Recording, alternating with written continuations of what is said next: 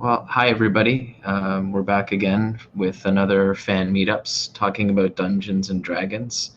This time we're going right back to the start. We're going to talk about learning to play Dungeons and Dragons, and we'll even demo creating a character so that everyone can, have the chance to learn something and have something to take away to their own game. I'm one of your hosts, Jeremy Johnston, and I'm joined by Angelo Corsino. Yeah, so again, we're looking forward to when we can meet up in person again. Uh, October is when Fan Expo is going to be happening in Toronto, so we're hoping that happens. We're not sure if Dungeons and Dragons will be present there yet, but here's hoping. And we're also from another group called Unite the Factions, local to the Greater Toronto area. You can check us out at unitethefactions.com. We have links there to our YouTube channel, Facebook, but most importantly, our Discord, where you can, join the community, talk about stuff, or join us at one of our games or events. So without further ado, we'll get started talking about Dungeons and Dragons and what it's all about. So Dungeons and Dragons is more affectionately called D&D for short. It's a tabletop game, not unlike a board game. Not to say that, it's something that you necessarily need to buy in a box, so to speak, but it's about shared storytelling and improvisation, and it generally makes or builds an experience like no other that you could have. It's true. Generally, the collaborative storytelling that you can do in D&D is quite different of a game experience than pretty much any video game or even just regular board game that you're going to play. Yeah, actually, that's a great point. If you're playing most video games, you're playing in a world that someone else has created, has a lot of rules, and no matter how open the world might be, you're essentially being railroaded, to take certain quests or to go to certain places, or if it's a simple platforming game like a Super Mario game or something like that, then you're literally railroaded to just, go through the levels and, save someone at the end of them. Left to right. Yeah, exactly. Now, I love platformers as much as the next person, especially Metroidvania games. But at the end of it, you're playing at the same game over and over again. And, you can't break the rules. If you wanted to, you can't, turn the castle upside down, or maybe you can. But with Dungeons and Dragons, literally your imagination is the limit. And the great thing about it is it's not just your imagination, it's that of everybody that you play with. Dungeons and Dragons is a cooperative game, and people share in creating a story together. And that story, like I said, is only limited by everyone's, kind of shared imagination. It's a game where you'll go on lots of different adventures, and you'll create your own inside jokes as a group if you end up playing with the same people over and over again. You'll have your own quotable moments, so to speak, just like you would a movie, and shared victories. Shared victories are a big thing that you like to talk about when you're done playing. Yeah, you're essentially creating memories of a shared experience that you'll probably cherish sometimes for a lifetime. When you finally finish this great quest, or come up with this amazing joke, it's just going to be a joke that you fall back on over and over again, especially if you're talking amongst the same group of people, or if you join another. It might make for a great story. But really, it's a very social experience. You'll develop a bond, with your fellow players should you play with them over and over again. And as I mentioned, you'll be creating memories that'll last a lifetime. It's true. That's the things that we just said. Sometimes you do something really, really cool and it just sticks. Yeah. So Dungeons and Dragons is a game that was created almost 50 years ago. It started out as a war gaming or a strategy game on tabletops, but it quickly became what is often called a pen and paper, or more likely a pencil and paper game. I still call Where, it pen and paper. yeah, I don't know why it's always pen, because everybody knows you should probably use a pencil because you're probably going to be writing and erasing and writing and erasing. But yeah, it doesn't really, have a board and pieces for play. Now, that's not to say that you can't play with those things. You certainly can put together some elaborate setups with, different miniatures and models, whether they're made from, paper towel rolls, or if you buy some super expensive stuff from Dwarven Forge. Dungeons and Dragons, ultimately is what you make it and what your play style is. But currently, Dungeons and Dragons is a game that's produced by Wizards of the Coast. Also known as WotC. Yeah, we affectionately call it WotC. They're also the makers of another very popular game called Magic the Gathering. And more recently, I think actually today, they finally came out with a Magic the Gathering Dungeons and Dragons collectible card game. It only took, 25 years or so for them to put the two together. Mm-hmm. But yeah, and Wizards of the Coast is actually a division of Hasbro, the toy company. And Dungeons and Dragons is in its 5th edition. Mm-hmm. And it is probably, I think it's safe to say it's the most popular edition ever, because Dungeons and Dragons is more popular than ever. That is completely accurate. Yeah. So if you're looking to play Dungeons and Dragons, you probably want to try playing Dungeons and Dragons 5th edition. We hope that it's here to stay for many years longer. It premiered in 2014. During the summer and fall, they came out with their first books. And, after that little bit of history lesson, what do you got to do to play, right? I mean, that's probably why you're here. And ultimately, it starts with a dungeon master. That could be you.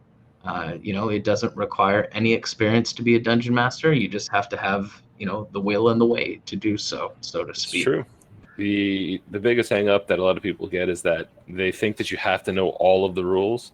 And while some DMs seem like they know all of the rules, a lot of the times they're Googling it on the side really quickly, or just pretending like they know and going and double checking later and stuff like that. But for the most part, as long as you have an idea, you can be a dungeon master. Yeah. And a dungeon master is kind of like a director, a writer, a producer, and a lot of actors. Mm-hmm. Because a dungeon master is essentially putting on the show. They're setting the foundation of the story that you'll be playing through. Now, that story could be something that has already been written, like a hardcover adventure that's been published by Wizards of the Coast. It could be something that they've written and prepared themselves, or it could be something that they're improvising, like right off the top of their head. Or it could be something that they've painstakingly created for weeks on end that you are going to use as a sandbox for 20 minutes. Correct. Yeah. So you definitely need a dungeon master to play. And while anybody can be a dungeon master, not everybody wants to be a dungeon master. And that is completely fair. It totally is. Some people just prefer to play, and there are those special people that all they want to do is be a dungeon master.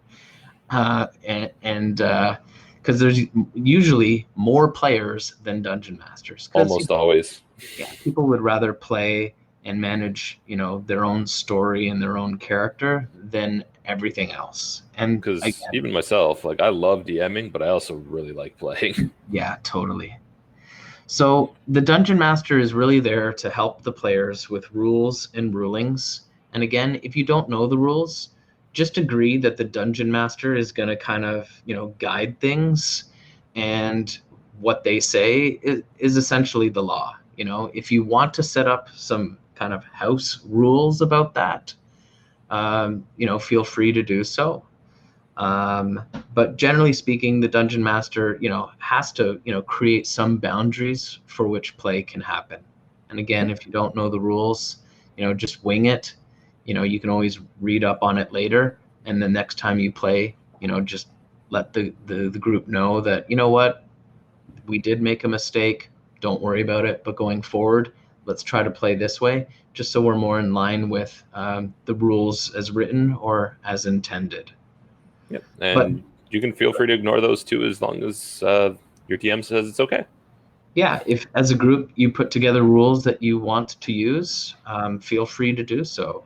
It's your game, and the dungeon master, besides just the rules, is going to guide the story, right? Like I mentioned earlier, they're going to set the foundation for play. They're going to describe a setting. It might be a setting that you're familiar with, or maybe it's one of their own creation that you're going to adventure through, explore, and find out on your own. With Dungeons and Dragons, there's a lot of different settings. In 5th edition, the most popular setting is called the Forgotten Realms. So that might be the setting that they're describing, which is, medieval fantasy-like. Think Lord of the Rings type of, magic and technology. Mhm. And within that setting, they're also going to set up what are called non-player characters. So all the characters that make up the story that aren't the players. So, if it is, a guard, or, an elderly person who's, asking for help, or maybe it's a barkeep, you know, um, maybe it's the mayor of a town, that they would play all those roles for you to interact with, within the setting. Whether or not you use voices to try to differentiate is up to you as a dungeon master, but basically they're kind of setting the playing field, and then the players interact.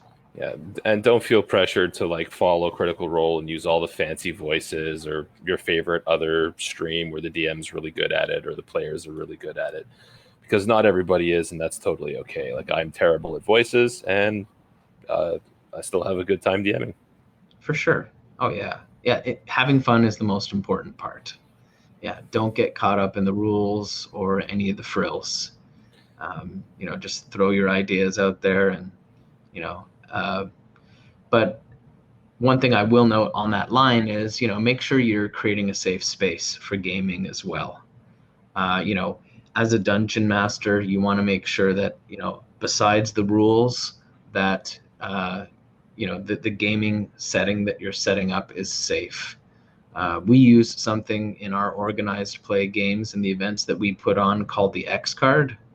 And essentially, it's just a piece of paper with an X on it, and someone can either place it down on the table, whether it's virtual or in person, or just touch it. It kind of pauses the game, and it lets people kind of, discuss anything that might not be fun for them. Maybe something within the story. You're talking about someone has died recently, and maybe someone's experiencing that and it's triggering them, and they'd rather not kind of go down that road, then let them know. And you just tap the X card and change it up however you need to keep the game going and to keep everybody feeling like it is a comfortable play space. Yeah, and some other players might get overzealous, and they might say some things that other people don't like or that are offensive to others. And so again, it's just a chance to pause the game, let people know, what are some safe boundaries, and especially when you're, playing in a group of people for the first time, um, or even, with a group of people that you've known for a while, just having that conversation as a dungeon master is a good idea. Mm-hmm. But It's always a good to yeah. Go ahead. Let's talk about being a player. Yes. So when you're a player, you get to play this heroic champion or this evil kind of like underhanded person, if that's what you'd prefer to do, like somebody. And you're going to be doing things like selecting from various fantasy races like dwarves, elves, gnomes, halflings, orcs, humans, that sort of thing. As there's lots of different classes in D&D that you can, races in D&D that you can play. And now, with the new book called Tasha's Cauldron Everything, you can basically you're no longer confined to what that race can do specifically in terms of like its ability scores and some of its features and traits. You can kind of play with them a little bit to get a little bit more free form and a little bit more flow in how you want your character to be. You can be a really smart orc if you want now, whereas this time last year, you couldn't do that within the rules. You could if your dungeon master said so, but within the straight rules as the way they were written, you weren't able to do that, and I think that's really cool that they changed that.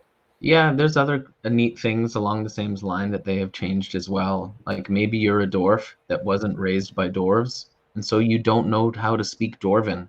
Maybe you were raised by elves, and so you know how to speak Elven. So, they're really trying to open up the game and remove some of the tropes so that you can play things the way that you would like to. Exactly. Yeah. So once you have your race selected, the next thing that you generally probably want to do is pick what kind of class you want to play. Do you want to be that healer cleric? Do you want to be that guy who runs in with a big sword? Do you want to be that sneaky person that's kind of darting in the background and stabbing people with daggers? Or do you want to be the person in the back casting fireballs? That's me. Team Fireball all the way. Team Fireball. We support Team Fireball in this channel. And basically what you're going to do is you're going to take one of those classes and you're going to run with it effectively. Yeah, to build out your character and, to kind of set some boundaries again for play. A character or player character, as we often call it, has ability scores. So if you've played some video games, they probably pull from some of these same ideas.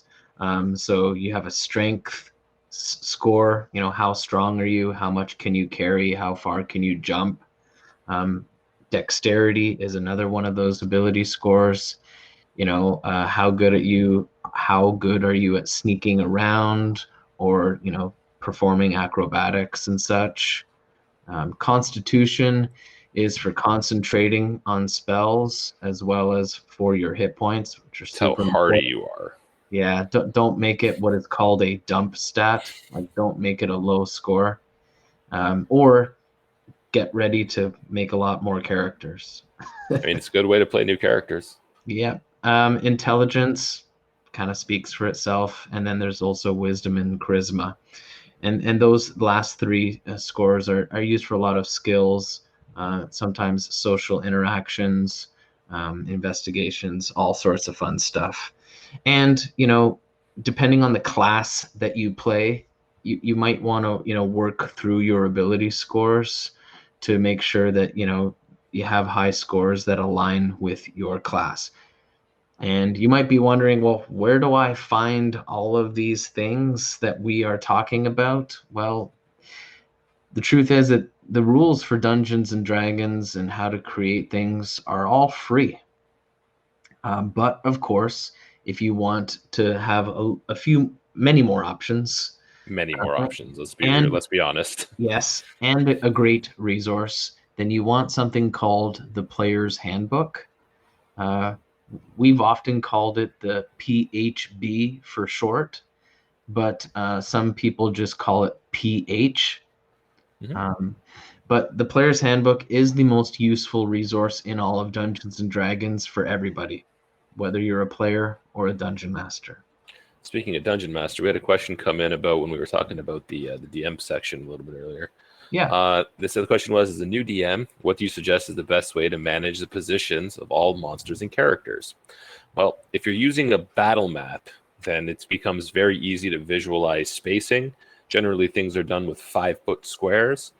and you can effectively manage that a little bit easier if with that visual aid if you're using maps and minis. If you're doing things theater of the mind, I suggest on a little piece of paper or notebook or something beside you, just have a really quick and dirty drawing of like a square with some grid and some X's and some O's for your monsters and players, so that you can kind of keep track visually where things are, because it becomes really, really hard to track theater of the mind when there's a lot of moving parts.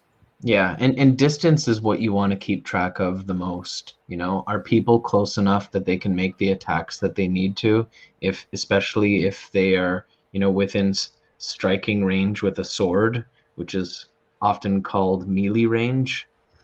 If someone's using a bow and arrow or they're flinging spells from far away, I mean, obviously you want to make sure they are also within range for what the rules say. But certainly for the people that are getting up close and moving around, having a little, piece of paper that you can kind of write on is definitely a good way to track it, just so you know kind of where people are, or just wing it. Say, oh yeah, you're close enough. Go ahead and move. Theater of the mind tends to be a little bit looser on the rules sometimes, versus the more strategic and tactical play of using a map with minis. Mm-hmm. And just for those that don't want to be spending lots of money, I mean, just throwing down some paper and pieces of candy or nuts, assuming there's no allergies on the table, is a really cool way to play, and then eat the monsters when you kill them. I've seen it done a few times. It's pretty cool when the DM throws like a big like Kit Kat bar as a giant Yeah. mammoth or something, and like you give the Kit Kat part to the player who kills the mammoth. It's pretty fun. Yeah, for sure. But the player's handbook does go over, there's a whole chapter on combat and how that works. So take the time to read it if you like, watch some other videos, or watch some of our videos, because, we certainly talk about stuff like this, and we'll talk about more stuff like this in the future. But yeah, the player's handbook is your key resource. It's, when you're building your character, you choose your race, you choose your class. And to determine those ability scores, usually you roll dice. So that's one thing we haven't talked about is dice. So dice is what kind of makes the game random. It introduces the element of chance. Will something happen? Yes or no? We use dice to do that. And the same is with ability scores. There's a lot of different kind of dice in D&D. The most common die, which is the singular of dice that people are familiar with, has 6 sides. Mm-hmm. It counts from 1 to 6, and we affectionately call that a D6, die with 6 sides. There's also D4, D8, D10, D12, D20, and technically D100. And each of those refers to how many sides of the dice there are. And sometimes you'll use more than one. So in those cases, let's say you're rolling 3 6-sided die, you would basically say that you're rolling 3d6. Mm-hmm. And the reason why I'm kind of leading towards that is because that's the number of dice that you would roll to roll your ability scores. Each one is basically from 3 to 18, because the minimum you can get is 3 1s. And the max you can get is 3 6s. Exactly. And in Dungeons and Dragons, there's no rules about if you get, a perfect score that you roll an additional d6. But the player's handbook, there's no exploding 6s. No, this is not a d6 game. But it's generally considered a d20 game. Most of the rolls are done with a 20-sided die. But again, going back to your ability scores, other than rolling, there are 2 other options presented in the player's handbook for creating your character. And we're actually going to go through creating a character towards the end of this video, so you'll get to see it all happen. But there's point by, which assigns points to every high value that you can have, with 15 being the highest that you can have, and using 9 points from a group of 27 points that you can spend across your statistics or ability scores, of which 8 is the lowest number and requires 0 points to have. But from there, you would also create like a background or backstory for your character. And that's usually the best part. Figure out, before you were a hero or attempting to become a hero, what did you do? Did you grow up on the streets? Were you from a noble family? Are you a professor at a university? Are you an acolyte? With or a monk in a monastery? That type of an acolyte. And what are some of the things that really get you going? Personality traits, ideals, bonds. With like, do you get along with your family? Do you get along with anyone else? Or do you have any enemies? Are you running away from the law? That sort of thing. Or do you have any flaws? Throw in some character flaws just so that, like. Or if you really want to mess with your DM, have your character have a completely normal backstory. That'll throw them off that'll throw them off every time. They're not going to believe it. But at the same time, you don't have to have this all figured out to start playing. You can certainly, add some of these things after the fact. Or maybe as a dungeon master, you can work with your players in the first game that you have, which is often called a session 0, where people talk about their character ideas. And maybe the dungeon master will one day take you back to your hometown. There's a lot of threads that you can pull on from your players as a dungeon master for what they put into their backgrounds. Yep. The more work they put in, the more things you have to do as a DM. Yeah. But as a player, it gives your DM things to work with, which is always nice. Yeah. And then lastly, just to kind of round out the character, you'll kind of add in your skills and equipment and such, and then you're good to go. And good to go means you're ready to play. And how does it work? Well, there's essentially 3 steps. First, the dungeon master is going to describe a setting, a scene, talk about, what you see, what you smell, what the lighting conditions are, is there a festival going on, something like that. Throw in some non-player characters to, give you a quest or steal something from you and run away, Or something just as simple as you're walking down a dark road and as part of a caravan, and you're deciding that it's time to stop the camp for the night. Yeah. What would you like to do? Exactly. There's a lot of places where you can start an adventure. It doesn't have to be a tavern. But essentially, the dungeon master is describing the story elements, and then they kind of leave it open-ended, asking players how they would like to act in response to the setting that they've been given. Like if you're setting up camp for the night, maybe a player might say, "Oh, I want to take the first watch." There's all sorts of things that, you can kind of, again, pull on those threads to have the players do things. And, if they're kind of stumped or new, you can kind of throw things into the mix with your, non-player characters. Or if there are, some new players and some more experienced players, find that dynamic. Mm-hmm. But once players kind of say how they're going to act in response, the dungeon master then has to decide, is that something super simple, like they're just going to pitch a tent, or is it something super difficult where, they have to, protect the camp and set up some traps, and maybe you're going to roll some dice to see, did they do it well enough that they're not going to set it off themselves? Or what would be the difficulty if they're hiding, a trap to protect their camp for others to be able to spot it? And roll some dice to, see how difficult that might be, for either side. Once you have, the dice roll, it kind of resolves the decision. The dungeon master will say if you're successful or not, or maybe they'll say you don't know.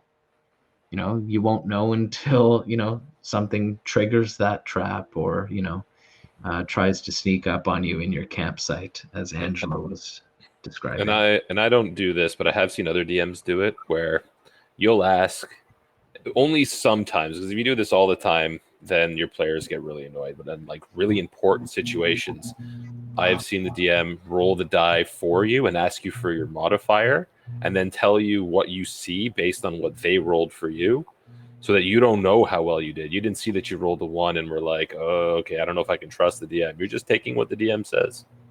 But like I said, people like to roll dice, so if you're the DM, be very careful when you do that. Yeah, it is really tricky. There is something, in games like Dungeons and Dragons called metagaming, where, if you see that you rolled very high on the dice, then you know that you succeeded, right? Theoretically. Theoretically. Or if you rolled really low, then you kind of know that you failed. A great example is a skill called stealth. So you want to sneak up on somebody, and the dungeon master will say, okay, roll a d20 and add your stealth modifier, which might also be a negative number, but you add it all the same. You roll the die, you roll a natural 1. You know that you rolled really poorly on stealth. But as a dungeon master, I would say to somebody, okay, you think you're stealthing because, you've attempted it. Mm-hmm. Unfortunately, you rolled poorly, and, this goblin sees you coming from a mile away because you're breaking a bunch of branches. Yeah. But like I said, I've seen it done. It works sometimes, but let your players roll for the most part. Yeah. So apart from, all these things of getting set up and knowing how to kind of go through those kind of 3 steps that kind of, repeat over and over through the different, descriptions and interactions, you certainly need time to play Dungeons and Dragons. It's not a game that you're going to play in 5 minutes, like a mobile game or something like that. That's kind of pick up. Generally speaking, you're going to be playing for about 2 to 4 hours. Or longer, but generally speaking, a good play session is 2 to 4 hours. But definitely the average play session is 2 to 4 hours. Yeah. But you also need a little bit of time to prepare. Obviously the dungeon master is going to need more time to prepare, just so that, they know what they're dealing with and what they want to, plan and prepare and put on for everyone. But as a player, obviously you're going to want to make sure, you've dusted off your character sheet or rolled up a new character and understand how to play, whether you've read the book or watched a video, or if not, just come to the table and let everybody know that you're there to learn, and the best way to do so is to play. Some people might think that they want to watch the game, but this is a shared storytelling experience, right? And to kind of feel your way through it, I just encourage everyone to just play. And ideally, the dungeon master can help guide, new players, or you'll just all learn together. And maybe someone else will find out that they want to be the dungeon master and, run with that. So we have another question. As a new DM, what is good advice at finding ways to improve situations without breaking or stopping the story when you are stumped as a new DM? Now, assuming that they mean stumped as in the players have done something that you were not expecting and have gone off the rails. The other way that I could read that as stumped as you've hit a wall in the story, you're not sure how to proceed. That's a little harder. But the first one is to just keep going.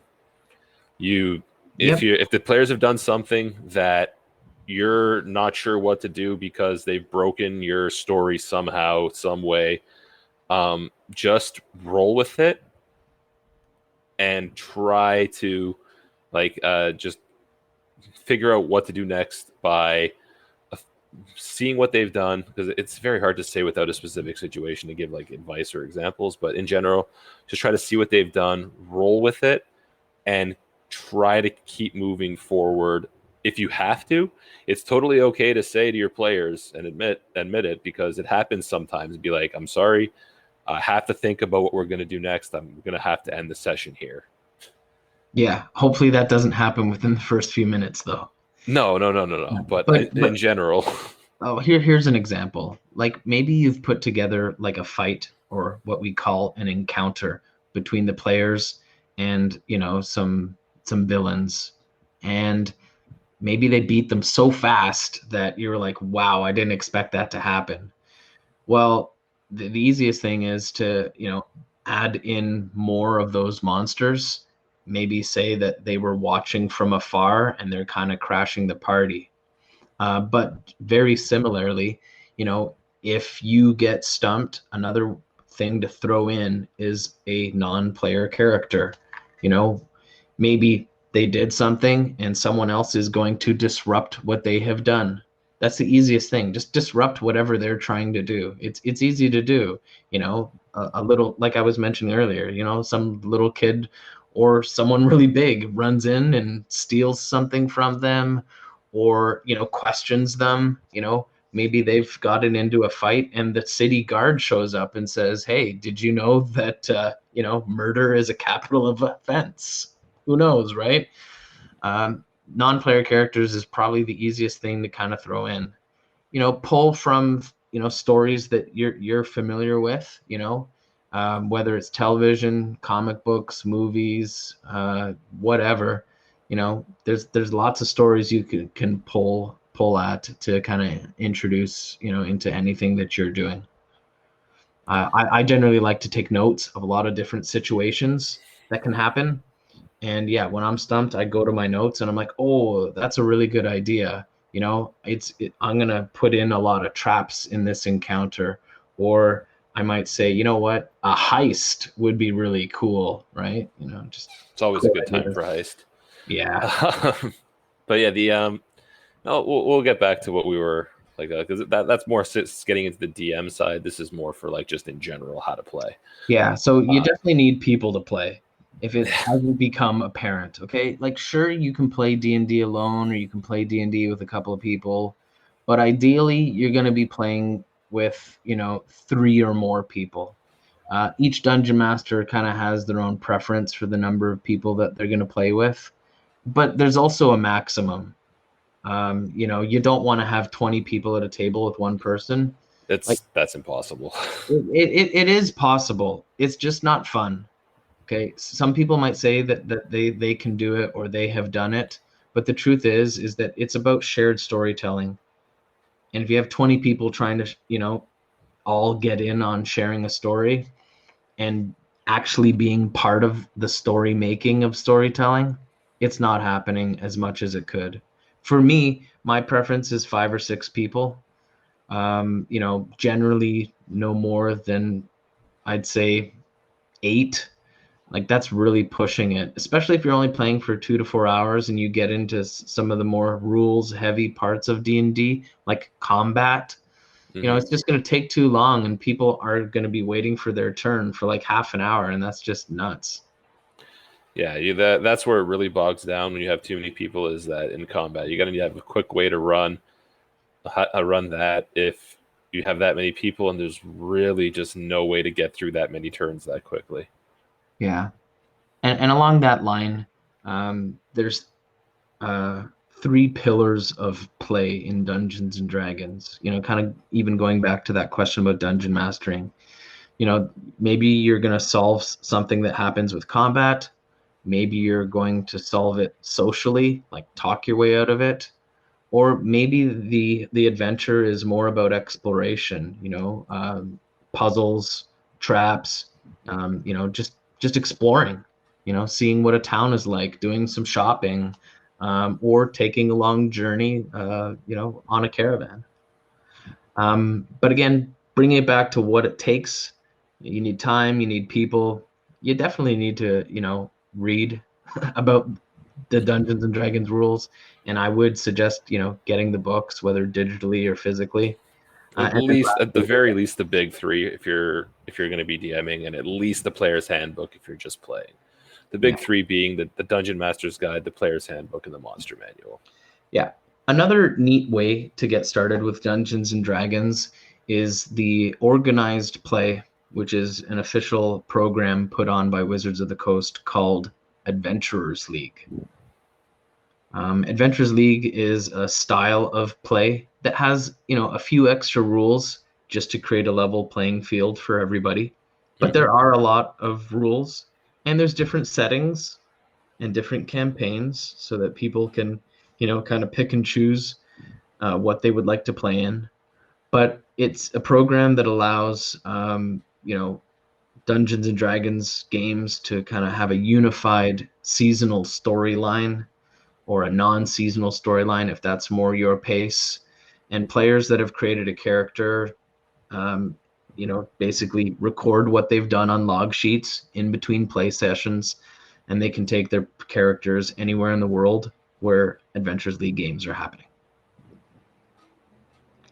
So if you, Yeah, and that's actually like the real draw towards Adventures League is that because your characters are following a certain rule set, it's a little bit more work, it's a little bit more tedious, but at the end of the day, what you can do is you can take that character and you can go and play it at Gen Con in Indianapolis, and you can take that same character and come play Fan Expo in Toronto. yep, You can take that same character after you're done there and go play in Gamehole Con in Wisconsin, and you just yep. get lots of different play experiences with the same character and the same rule set, and the character grows through that experience. Yeah, and a lot of local gaming stores will also run Adventures League games. I mean, obviously the pandemic has kind of put a bit of a pause on that, but as things begin to open up, depending on where you live, you might find some Adventures League games there as well. But again, finding people to play Dungeons and Dragons can sometimes be a challenge. uh, you know, uh, of course, you can use social media or talk to your friends, see if they want to give it a go. But Adventures League is a great way to find people that are looking to play D&D as well, you know. And from there, you might make friends and find a gaming group that wants to play, very frequently. So then you can take, a single play session and turn it into what we call a campaign, you Mm-hmm. know. But Dungeons and Dragons, if you're not into, campaign play, each one of the adventures is what we call a one shot. It has a beginning, middle, and end. And so, you can get some satisfaction from playing that way. And yes, these kind of one shots, kind of lead one into another oftentimes if it is a seasonal storyline, but it really gives you a way to find people that want to play. And if you can't play often, then you can jump into games when it works for you, because Adventures League's games are going on all the time online. And Mm-hmm. It's if you're willing to look and you're willing to play Adventures League, you can find a game online somewhere almost every day yeah, at almost any time, because at people are almost any in time. different time zones. Yeah, and in different languages, because some dungeon masters have taken upon themselves to be able to read the stuff in English and run it in a different language. We've But had like on our server specifically, because we run a Dungeons and Dragons Adventures League server, we had I think was it one or two tables of entirely Russian speaking players that came yeah, with their own dungeon masters to play at one of our events, and it was really cool. we had a couple tables of that, and we've had players join Unite the Factions from just about every continent except Antarctica. Yeah, Yeah, it's true. All right, so let's build a character, shall we? let's build a character. All right, let's go on to D&D Beyond. So let me just share my screen here. Okay, so this is D&D Beyond. D&D Beyond is free to use, and it makes use of those free rules that we spoke about that Dungeons and Dragons uses. But of course, if you want to create multiple characters or get expanded options, you'd have to buy, more of the content. Another way to do it is if you find a dungeon master that has this content already, they can create a campaign and share all the resources that they've purchased with their players. Mm-hmm. And if you're putting together a group from scratch, dungeon master and players, maybe pool some money together and do it that way. Help out your DMs if you can, and it's within your means. They tend to have a much higher kind of cost than players do if they want to get some of the cooler toys that help your play experience as well as a player. Yeah. And then other than that, you can go to dnd.wizards.com. That is the official Dungeons and Dragons website, which is also, something you can get to, just dungeonsanddragons.com. And here you can find under products where to start. And really, we're talking about the tabletop role-playing game. And from there, you can find all the free rules, as well as, the different starter products and such. But again, we're going to show you D&D Beyond because we think it's a super great tool. And especially if you want to just start something, create an account here, play around with it, and then, take it to a game. So I'm going to choose to create a character. I've already gone through the kind of sign up and sign in part of the process. So under create a character, they're going to give you 3 options. So I'm just going to click randomize.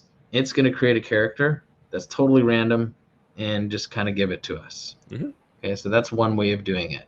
So what level do I want? I want level 1. I don't really want to pick anything else. I'm just going to create a character. When it's done, you can export it to PDF if you want to print it, or you can just click View Character Sheet and see what it came up with. Okay, so I have a plugin called Beyond 20 installed for online play, so that's why that's popping up. So this is what a character sheet looks like. We'll go through character creation step by step in just a moment.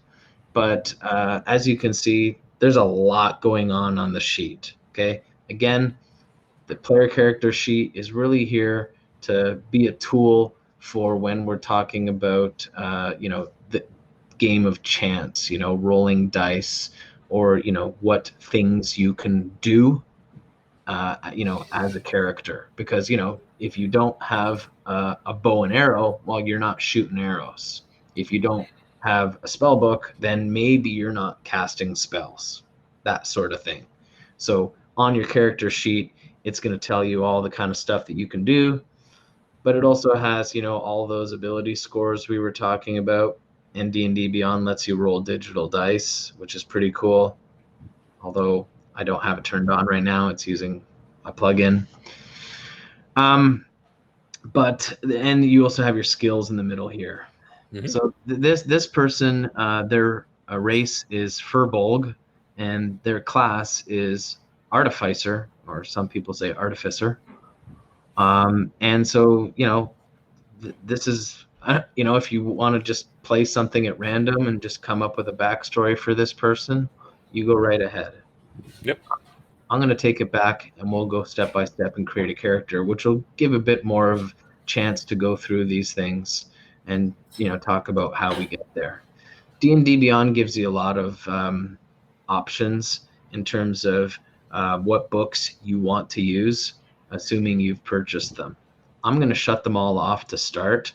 I'd recommend people do the same. And then I'm going to choose randomize, and I'm going to have Gwandel, and maybe I'll say that Gwandel is she, her, just in case, anyone wanted to know. I'm going to enable dice rolling. I'm going to leave the optional features alone. That's a little bit more advanced. Mm-hmm. I always like to shut off Encumbrance. That's basically, is your equipment going to weigh you down? And I always say ignore coin weight, because come on, we want all the gold and don't want to be weighed down to buy it. We don't have to try to justify how we carry it.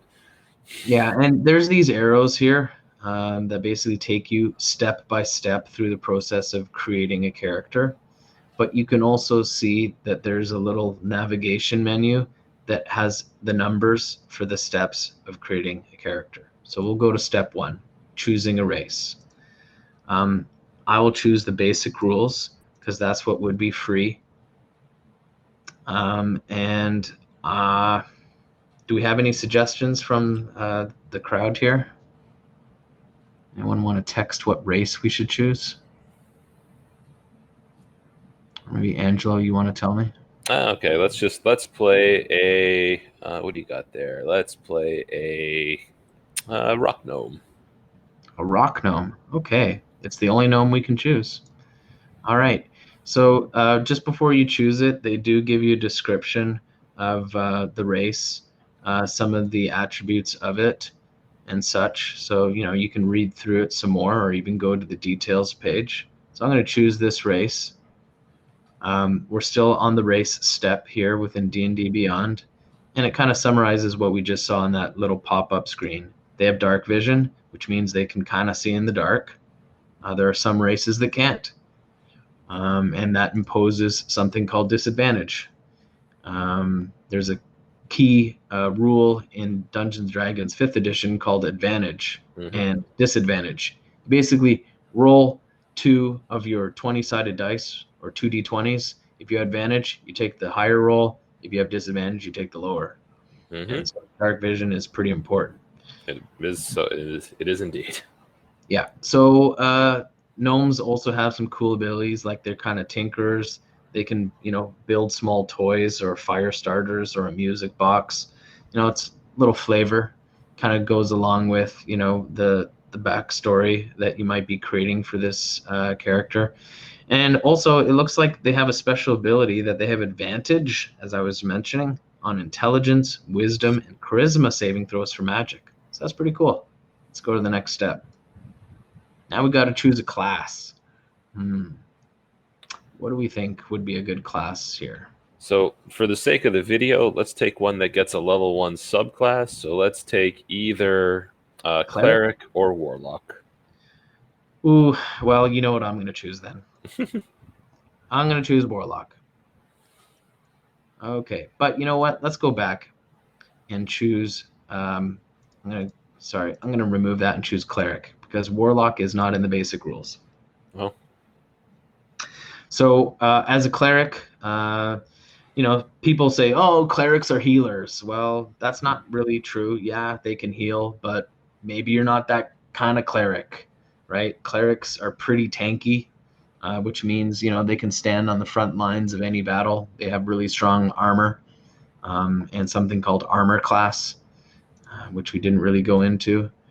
But basically, when creating your character, it tells you, and it kind of will auto calculate your hit points for you, which is your life total. Under proficiencies, it tells you what armor, weapons, tools, saving throws, and skills you have. But in this case, it looks like we get to choose some of these.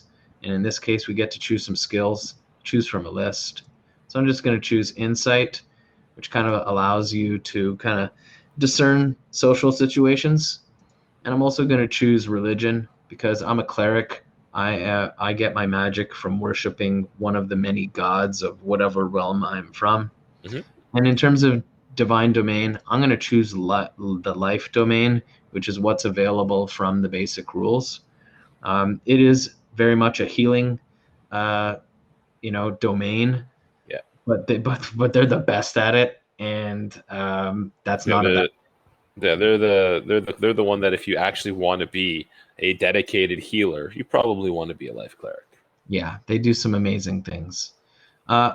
It's kind of hidden here. Like you could go to the next step and totally miss the section on spells. So don't forget to pick your spells. Cool thing about a cleric is every day after finishing a long rest, you get to pick from all the spells available to a cleric.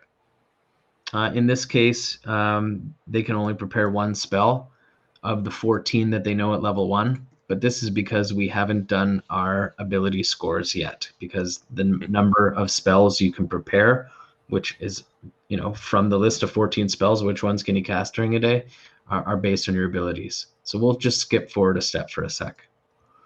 So we're going to choose standard array.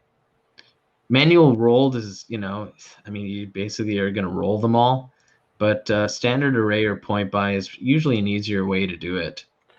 I personally like point buy myself. I do like point buy as well. It's because you're creating a heroic character. If you're going to leave it to the dice, chances are you're not going to be very heroic. So even Adventures League is going to suggest that you use point buy.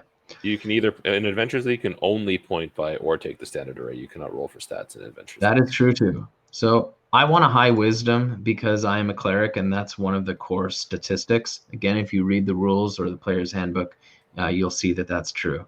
I also want a decent constitution, so my hit points are pretty good. But then, really it comes down to, do you want to be strong? Do you want to be charismatic? Do you want to be intelligent? I think I want to be kind of intelligent. I think I want to be kind of strong. I think I want to be kind of dexterous. I want to be really charismatic. I want this to be a social character. So I'm going to go with that. I'm going to go back to class for a sec. And now we can see that under spells, and I'm going to go under known spells to add stuff. Instead of one spell, now I can cast 3. Again, this is level 1, and things will progress as things go on. So I'm going to choose 3 spells. I'm going to choose Guidance. I'm going to choose Sacred Flame. And I'm going to choose Toll the Dead, because I get to choose 3 cantrips. So I filtered it by clicking on 0. Now, what are cantrips really quickly? Cantrips are spells that you have access to all the time that do not cost you energy to cast them. They only cost you what is called your action to do. Yeah.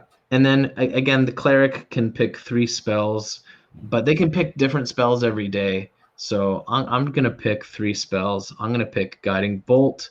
I'm going to pick Healing Word and Detect Magic, because, maybe I'm an inquisitive person and I want to know if something's magic or not. Okay, so we're going to keep going here. We have our ability scores. I'm going to click Next. Now this is the background section. There's a lot of things that you can choose from in terms of backgrounds, or what did you do before you were an adventurer. I'm going to choose Acolyte because, I'm a cleric, and maybe I, grew up in a temple of some sort. And they give you a little description of what acolytes do. And you get to pick a couple skills as it happens. So I really like Perception as a skill. It kind of lets you know what's up. And then what else is good? Well, you put a lot of points and said you want it to be a social character, so why not Persuasion? Yeah, that's a really good idea. Being good at persuading people. I agree. Then I'm going to take a couple languages.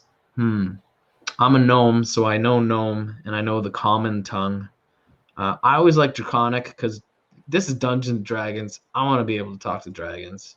I don't know if I'll meet any. I don't know if they're friend or foe, but I want to talk to them. There's other languages. I'll just choose Elvish. It's a good basic one to have. Yeah, totally. So under suggested characteristics, this is where we were talking about, if you don't want to come up with some stuff yourself, there are some suggestions depending on what background you choose up here that you can choose a couple of personality traits. So maybe I'm going to say, like, I misquote sacred texts. And I'm going to say, I've enjoyed the fine food, drink, and high society among my temple's elite. Rough living grates on me, So is it high society, persuasive? Yeah. Cleric. Yeah, that makes sense. And I misquote everything. So I might be fun at parties, but I'm definitely an idiot. And then you can choose one ideal. So I'm going to say I'm chaotic. We must help bring about changes. The gods are constantly working in the world. In terms of bonds, you know what? I would actually die to recover an ancient relic of my faith. I like that one. And then for flaws, let's see. I judge others harshly. Why not? And myself even more severely. Yeah. Okay, so next step is equipment. So you click equipment here, or usually you just pick from the standard equipment, or you can roll gold and just spend a lot of time buying. But equipment is the easiest way to go. So you start easier than that. A weapon. I'm going to take the best kind of armor. Let's choose chainmail. And then I like taking a light crossbow because I want to sell it, and I know it's worth a lot of money. I'll take a priest pack and a holy symbol to cast my spells with.